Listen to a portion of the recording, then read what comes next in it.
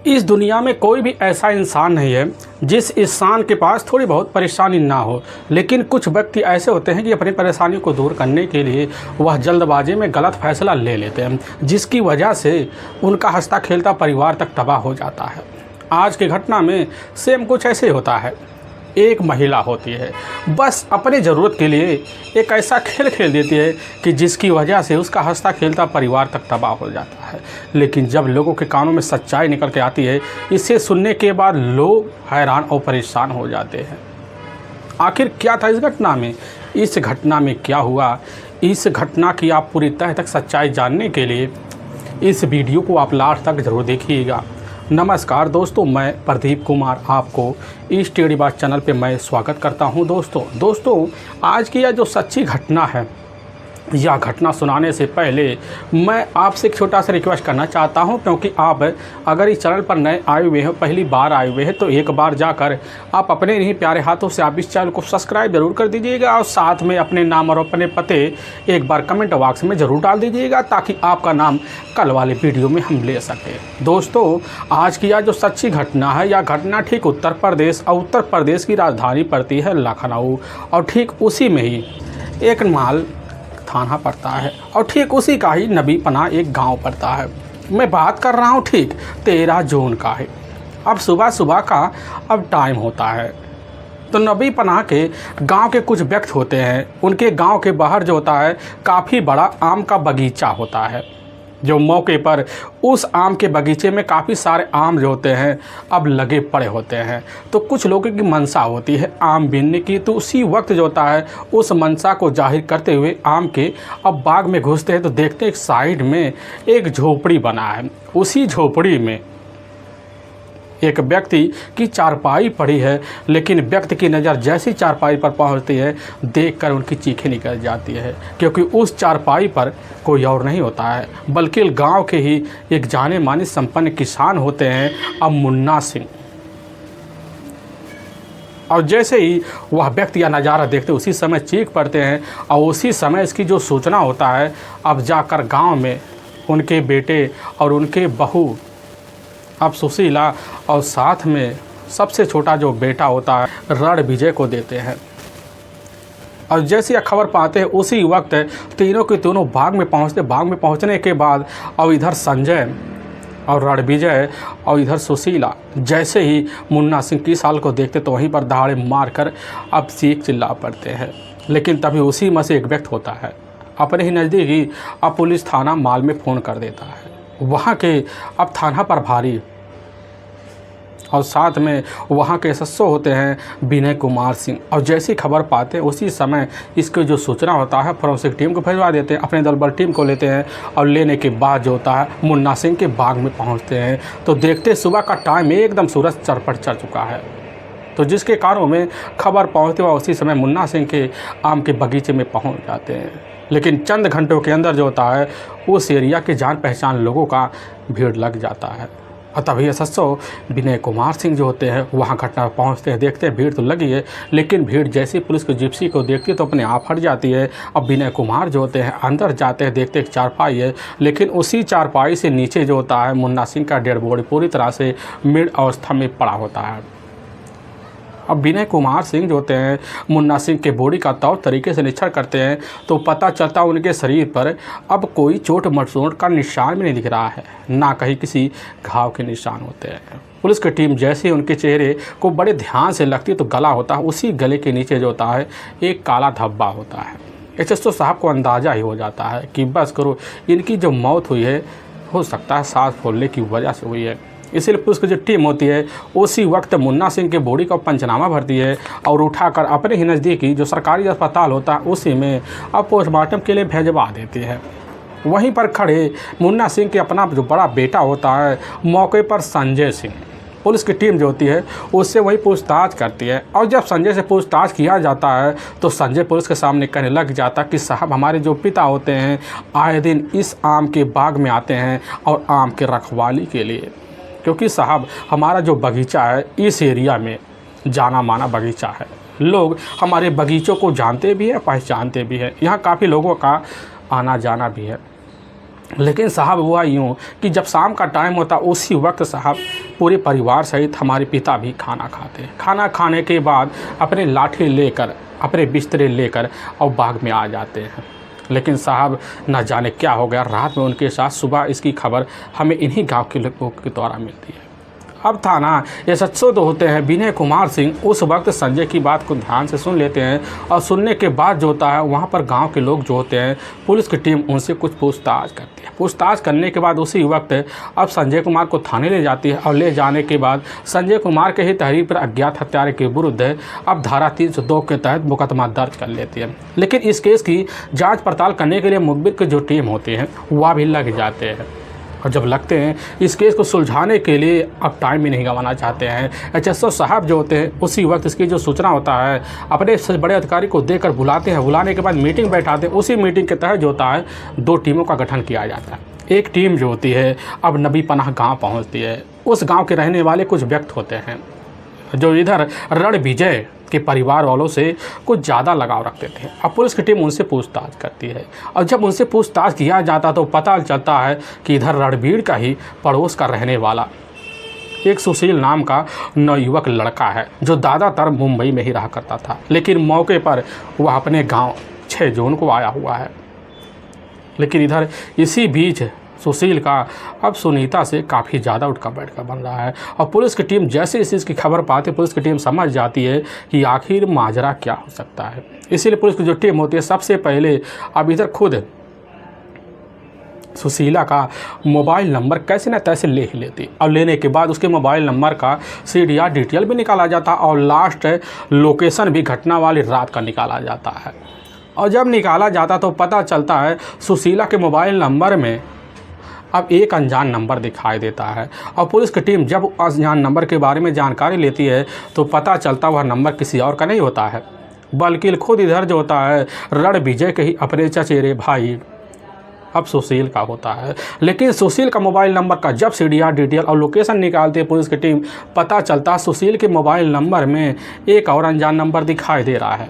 वह नंबर उसके अपने किसी हितकारी का होता है जो ठीक है उसके ही करीबी की दूसरी गांव का छोर का रहने वाला राघवेंद्र होता है। अब पुलिस के सामने जैसे CDR के तहरीर पर राघवेंद्र का नाम आता है तो उसी वक्त पुलिस की जो टीम होती है अब बिना टाइम गंवाए अब सुशीला और सुशील के मोबाइल नंबर का जांच पड़ताल तो करती है तो पता चलता है सुशीला के मोबाइल नंबर के द्वारा जो होता है अब इधर सुशील के मोबाइल नंबर पर उस रात कई बार कॉल किए होते हैं। लेकिन पुलिस की टीम जैसे सुशीला के मोबाइल नंबर का लगभग 6 महीने का CDR डिटेल देखती है तो पता चलता सुशीला के मोबाइल नंबर पर सुशील के द्वारा हफ्ते में लगभग 800 बार कॉल किए जाते थे और दिन में भी कभी बार कॉल किए जाते थे। पुलिस का शंका और बढ़ जाता सीधा का सीधा अब सुशीला के ऊपर। पुलिस की टीम समझ जाती कि आखिर माजरा कैसा कारण बन सकता है मुन्ना सिंह की हत्या का। इसीलिए पुलिस की जो टीम होती है अब 15 जून अब साल 2016 को ही अब जाती है। सबसे पहले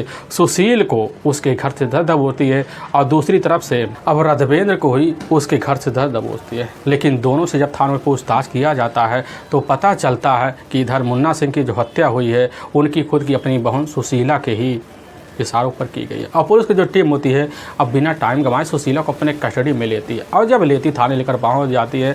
और लेकिन जब तीनों से पूछताछ करती है तीनों बड़ी जल्दी टूट जाते हैं। लेकिन पुलिस के सामने तीनों मिलकर मुन्ना सिंह की हत्या के बारे में जो सच्चाई रखते हैं इसे सुनने के बाद लोगों के रोंगटे तक खड़े हो जाते हैं। असल में उत्तर प्रदेश का जाना माना शहर पड़ता है रायबरेली और उसी का एक छोटा मोटा गांव पड़ता है डड़वा। उसी गांव के रहने वाले होते हैं अब राम कुमार सिंह। उनके परिवार में अपनी पत्नी होती है अब रानी जिनके टोटल 3 बच्चे होते हैं। लेकिन उनकी दूसरी नंबर की बेटी होती है अब सुशीला जो मौके पर वहीं एक कॉलेज होता है उसी कॉलेज में जाकर इधर पढ़ाई कर रही होती है। लेकिन जब पढ़ाई कर रही होती है तो पढ़ाई के वजह उसकी जो दोस्ती होती है अब नवयुवक से हो जाते होने की वजह से उस नवयुवक के साथ उसका प्रेम प्रसंग चालू हो जाता है। होने की वजह से इसकी जो चर्चे होते हैं अब जाकर सुशीला के जो अपने पिता होते हैं उनके कान में पहुंच जाता है और पहुंचने की वजह से उनको लगने लग जाता है हमारी बेटी आगे चलकर कहीं हमारे लिए मुसीबत ना खड़ा कर दे, जिसकी वजह से अब राम कुमार जो होते हैं उसी वक्त एक अहम फैसला लेते हैं। अपने रिश्तेदारों को खबर दे देते हैं कि हमारी बेटी के लिए एक अच्छे नवयुवक जोड़े की तलाशी किया जाए। और उसी वक्त राम कुमार के जो रिश्तेदार होते हैं अब नवयुवक लड़के की तलाशी करने के लिए लग जाते हैं। तभी उसी बीच उन रिश्तेदारों को पता चलता है कि नबी पनाह जो गांव है उसी गांव के रहने वाले अब मुन्ना सिंह होते हैं। उनकी अपनी पत्नी होती है शकुंतला। उनके टोटल 3 बच्चे होते हैं जिसमें 2 बेटे और 1 बेटी होता है। जो बड़ा बेटा होता है अब यही होता है संदीप। उनका अपना छोटा बेटा होता है अब रणविजय। लेकिन मुन्ना सिंह का अपने गांव में काफ़ी ज़्यादा खेतिहर ज़मीन होती है और गांव के बाहर उनका लगभग कई बीघा बगीचा भी होता है।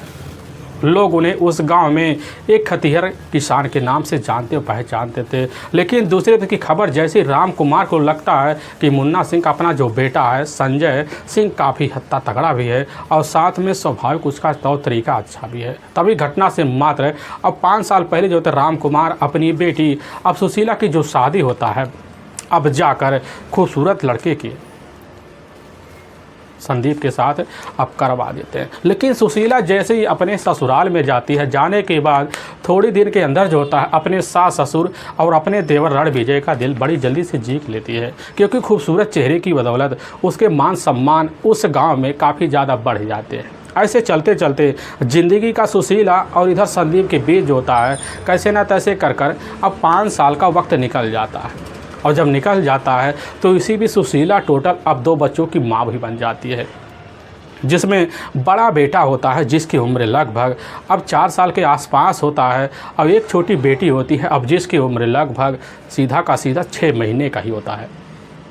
लेकिन इसी बीच सुशीला को आभास हो जाता कि हमारा जो अपना पति है अब संदीप दिन भर तो इधर इधर मेहनत मजदूरी करता और शाम को आने के बाद चारपाई पर खर्राटे लेना शुरू कर देता। और सुशीला को उसी वक्त आभास होने लग जाता कि बस करो, अब हमारी जो अपनी शारीरिक ज़रूरत है वह ज़रूरत अब संजय की बस की बात नहीं है, जिसकी वजह से उसी दिन से सुशीला के मन में अपनी ख्वाहिशें अपनी चाहतों को पूरा करने के लिए अब नए मर्दों की तलाशी के लिए चाहत बढ़ जाती है।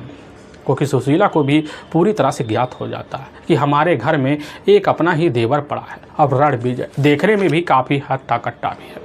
और उसी वक्त सुशीला जो थी अपना सारा का सारा जो फोकस होता है अपने ही देवर रणविजय के ऊपर मारना शुरू कर देती है। लेकिन रणविजय अब जैसे घर में दाखिल होता उसी वक्त सुशीला जो होती है अपने कुछ ऐसे प्रदर्शन रणविजय के सामने कर देती जिसकी वजह से रणविजय पकड़ लेता कि आखिर हमारी भाभी अब जो होता सुशीला की चाहत अब क्या है, जिसकी वजह से रणविजय जो होता वह मौका नहीं गंवाना चाहता। उसी वक्त अपने भाभी के इर्द गिर्द जो होता रणवीर खुद मंडराना शुरू करता है। मंडराने की वजह से अब वह जो मौका होता है इधर सुशीला भी नहीं गंवाना चाहती।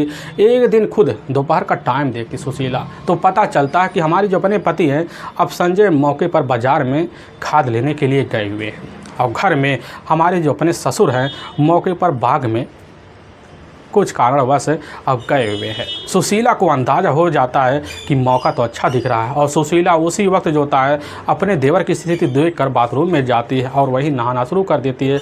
लेकिन वह दरवाज़ा तो खोल देती है और उसी वक्त रणविजय घर के अंदर दाखिल होकर दरवाजे के अंदर जब नज़र मारता है बाथरूम में उसकी नज़रें पहचान लेती है। पहचानने की वजह से सुशीला वहीं इशारा मार देती है और ले जाकर अपने ही देवर के साथ जो होता है उसी बाथरूम में रिश्ते को अंजाम दे देती है। और वह रिश्ते का जो सिलसिला होता है अब बेधड़क चलने लग जाता है बेखौफ है संदीप की गैर मौजूदगी में, क्योंकि सुशीला को आभास हो जाता है कि हमारी ज़िंदगी की जो सारी खुशियां हैं वह रणविजय से मिल सकती है, जिसकी वजह से रणविजय से इस तरह दीवानगी लगा बैठती है कि आए दिन रणविजय की ज़रूरत उसको महसूस होने लग जाता है और रणविजय को अपनी भाभी की चाहत में एक कदर आगे पीछे रहना भी नहीं सोच पाता है। अब यह सिलसिला चलते चलते लगभग कई महीनों का वक्त बीत जाता है। तभी सुशीला को भी एहसास हो जाता है कि अब हमारे घर में सिर्फ हमारे चलने वाली है और ना कि हमारी अब कोई देवरानी आएगी। सोच बैठती है कि अगर देवरानी आएगी तो आखिर इस घर की जायदाद में बंटवारा तो ज़रूर होगा, लेकिन वह बंटवारा देखना नहीं चाहती थी। वह चाहती थी कि हमारा देवर तो हमारे कब्जे में है और साथ में हमारे देवर का जितने भी प्रॉपर्टीज हिस्सा पड़ेगा वह सब हमारे नाम हो, अकेले इस घर की राजरानी बन के रहे। यही सब सोच साच कर अपने देवर के ऊपर ज़्यादा से ज़्यादा पहरा बिछा बैठती है। लेकिन वक्त अब गुजरने लग जाता है और जब गुजरने लग जाता है तो इसी बीच जो होता है एक दिन खुद जैसे ही रात का 1 बजे के आसपास टाइम होता है तो संदीप मौके पर बारात करने के लिए बाहर गया हुआ होता है। तो इधर एकाएक मुन्ना सिंह की आंख खुल जाती है। खुलने की वजह से जाते हैं बाथरूम के लिए, लेकिन उनके कानों में कुछ खिलखिलाने की आवाज़ आती है अपनी बहू अब सुशीला के कमरों में से। उस आवाज़ को सुनने के बाद दरवाजे पर जाते हैं तो देखते दरवाज़ा तो खुला हुआ, लेकिन उसी के अंदर उनकी जो अपनी बहू होती है बिना कपड़े की, अपने ही छोटे देवर रणविजय के साथ एक अवस्था में पड़ी होती है। अब इस हश्र को देखकर मुन्ना सिंह पूरी तरह से आहत हो जाते हैं। आहत होने की वजह से अपने बहू और अपने बेटे को वहीं काफ़ी बुरी तरह धमकाते हैं, कहने लग जाते इसकी शिकायत जाकर अब संदीप से करनी पड़ेगी। लेकिन वहीं जो थी सुशीला अपने ही ससुर मुन्ना सिंह की काफ़ी पैर पकड़कर माफ़ी मांगना शुरू कर देती है। लेकिन इधर जो थे मुन्ना सिंह एक बात नहीं सुनते, और जैसे ही दूसरे दिन का सुबह का वक्त आता है उसी दिन संजय पहुंचता, संजय को सारी बात बता देता। और बताने के बाद संजय जो था अपनी पत्नी सुशीला से 3-4 सवाल करता, इसके बाद पिटाई कर देता है। पिटाई करने की वजह से जो होता है सुशीला पूरी तरह से अपने पति से चिढ़ जाती है, और उसी को लेकर सुशीला आए दिन अपने घर में झगड़े तकरार शुरू कर देती है। वह कारण सीधा का सीधा अपने ही ससुर मुन्ना सिंह को मान लेती है। वह उसी समय फैसला ले बैठती है कि अब ना हमारे ससुर रहेंगे, ना इस घर में दोबारा लड़ाई झगड़े होंगे। और उसी वक्त ठान लेती है कि अब मुन्ना सिंह को हमारे ही रास्ते से जाना पड़ेगा। तभी उसी के नज़र में उसी के ही पड़ोस का रहने वाला अब सुशील आ जाता है। सुशील का अपना परिवार होता है, उसके परिवार में टोटल 2 भाई होते हैं। लेकिन सुशील बड़े होने के नाते मौके पर मुंबई में अब जाकर छोटे मोटे बिजनेस कर लिया करता था, जिसकी वजह से ठीक ठाक पैसे आ जाते थे। आने की वजह से उसके जो खर्चे होते हैं, जो उसके पहनावे होते हैं वो बदल जाते। और जब भी गांव में आता तो उसके दोस्त उसकी इज्जत बढ़ाना शुरू कर देते। तभी इसी बीच सुशीला की जो नज़र होता अब जाकर सुशील के ऊपर पहुँच जाता। पहुँचने की वजह से वह ठान लेती है कि बस करो, क्यों ना अपने जाल में सुशील को फंसाया जाए, और उसी के हिसाब से अपने किए हुए प्लान को अंजाम दिया जाए। और सुशीला ऐसी भाव खुद सुशील के सामने पेश कर दी, जिसकी वजह सुशील समझ जाता है कि सुशीला की चाहत कहाँ तक है। और सुशील जो होता है अब इधर संजय के घर काफ़ी आना जाना लगा देता। आने जाने की वजह से जो होता है अब इधर सुशीला के साथ इस तरह हरकत करना शुरू कर देता। सुशीला अब वह मौका गंवाना नहीं चाहती, ना गंवाने की वजह से खुद एक दिन सुशील को इशारा मारती अपने बेडरूम में ले जाकर अब सुशील के साथ रिश्ते को अंजाम दे देती है। और सुशील को ऐसा रिश्ते को अंजाम दिलवाती है। दिलवाने के बाद सुशील जो होता है हर दिन सुशीला के लिए चाहत बढ़ा देता। अब सिलसिला चलने लग जाता। ऐसे चलते चलते जब कई महीनों का वक्त बीत जाता है, तभी रिश्ते करने के बाद जो होता सुशीला सुशील के सामने बेधड़क कह देती है कि अगर तुम हमारे साथ आगे अपनी ज़िंदगी बिताना चाहते हो तो तुम्हें हमारे लिए एक ऐसा हम कदम लेना पड़ेगा। उस कदम की वजह से हम तुम्हारी अर्धांगिनी बनकर तुम्हारे साथ खड़े रहेंगे, और साथ में हमारे परिवार का जितना भी प्रॉपर्टीज है वह तुम्हारे नाम हो जाएगा। और यह बात जैसे सुशील सुनने के बाद तुरंत बेधड़क कह देता है कि भाभी जी एक बार हमारे सामने उस बात के तो जिक्र कीजिए। और जैसे ही अब यह बात सुनती सुशीला उसी समय बेधड़क कह देती है कि हमारे ही अपने ससुर मुन्ना सिंह को हमारे ही रास्ते से अब ठिकाने लगा दो। अब जैसे ही दूसरी तरफ यह बात जो होता है अब सुशील सुनने के बाद उसी समय इधर सुशीला की बात मान लेता, और मानने के बाद होता है खतरनाक प्लान को उसी समय अंजाम देना शुरू कर देता है। सुशील का एक अपना करीबी दोस्त होता है जो ठीक है उसके ही दूसरे गांव के सुपुर्द का ही रहने वाला होता है राघवेंद्र सिंह, और राघवेंद्र से जाकर अपनी सारी प्लान की जानकारी देता है। और राघवेंद्र खबर पाता उसके प्लान में शामिल हो जाता है, और शामिल होने के बाद जो होता है ठीक होता है। अब 12 जून साल 2016 का ही जैसे शाम का टाइम होता है तो उसी वक्त सुशीला जो होती है अपने देवर और अपने पति अब संजय और अपने ही ससुर मुन्ना सिंह के साथ बैठकर आराम से खाना पीना खाते हैं। उसी वक्त संजय अपने छोटे भाई को लेकर अपने ही साथ छत पर अब सोने के लिए चला जाता है, और सुशीला जो होती है अपने बच्चों को लेकर अपने ही कमरे में सोने के लिए अब चली जाती है। लेकिन जैसे ही अब चंद घंटे बीतते हैं और बीतने के बाद सुशीला जो होती है देखती है कि हमारी जो पिता है अब मौके पर लाठी लेकर आम की रखवाली के लिए निकल गए। तो उसी में सुशीला अब इधर खुद जाकर सुशील के पास फ़ोन करते हैं, और सुशील जो होता है राघवेंद्र के पास फ़ोन करता है, और राघवेंद्र को बुलाता फ़ोन कर राघवेंद्र पहुँच जाता है। और पहुँचने के बाद जो होता है इधर खुद सीधा का सीधा आम के बाग में पहुँच जाते हैं। और राघवेंद्र और सुशील जैसे ही देखते हैं कि उसी बाग में जो छप्पर लगा तो उसी के नीचे चारपाई डालकर इधर मुन्ना सिंह लेटे हुए तो उनके पास पहुंचते हैं। वहीं कुछ देर के अंदर सुशीला भी पहुंच जाती है, लेकिन जब पहुंचती इशारा दोनों को मार देती, समझ जाते आगे करना क्या है, फिर वहीं गला दबाकर हत्या कर देते हैं। राघवेंद्र जो होता है मुन्ना सिंह की जेब की तलाशी लेता है, तो उन्हीं जेब में लगभग 6,200 रुपये निकलता है और उस 6,200 रुपये को राघवेंद्र ले लेता है और साथ में सुशीला जो होती है अपने पास रखे हुए 65,000 रुपये अब राघवेंद्र को पकड़ा देती है और उसी वक्त तीनों अपने काम को अंजाम देकर अपने अपने ठिकाने पर पहुंच जाते हैं। लेकिन जैसे सुबह का टाइम होता है तो उसी वक्त इसकी खबर पूरी तरह से गांव में फैल जाती है। लेकिन वाकई में दोस्तों पुलिस के सामने जब यह सच्चाई को सुशीला और राघवेंद्र की तरफ पर आती है, पुलिस की टीम पूरी तरह से सन्न से रह जाती है। लेकिन पुलिस की जो टीम होती है तीनों को ले जाती है, वहाँ के न्यायालय में पेश कर देती है और न्यायालय में तीनों के ऊपर काफ़ी गंभीर धारा मुकदमा दर्ज करके ले जाकर हमेशा हमेशा के लिए जेल सलाखों के पीछे डाल देती है। दोस्तों, हमें इस घटना का सुनाने का जो उद्देश्य है किसी को दिल को ठेस पहुंचाना नहीं है, बल्कि आपको यह बताना आप जहां भी रहें आप सावधान और सतर्क जरूर रहे। दोस्तों हमारे कुछ व्यूअर हैं जो हमारे वीडियो को लगातार वॉच करते हैं, जिसमें दीपक कुमार ठाकुर जो मध्य प्रदेश उज्जैन के रहने वाले हैं और साथ में राजेश कुमार वर्मा जो उत्तर प्रदेश आजमगढ़ के रहने वाले हैं और साथ में नीतीश कुमार राणा जो ठीक इधर महाराष्ट्र के ही रहने वाले हैं। ऐसे हमारे कई जो हमारे वीडियो को लगातार वॉच करते, अगली बार आपका नाम जरूर लेंगे। फिर मिलेंगे नेक्स्ट वीडियो लेकर, तब तक के लिए जय हिंद और जय भारत।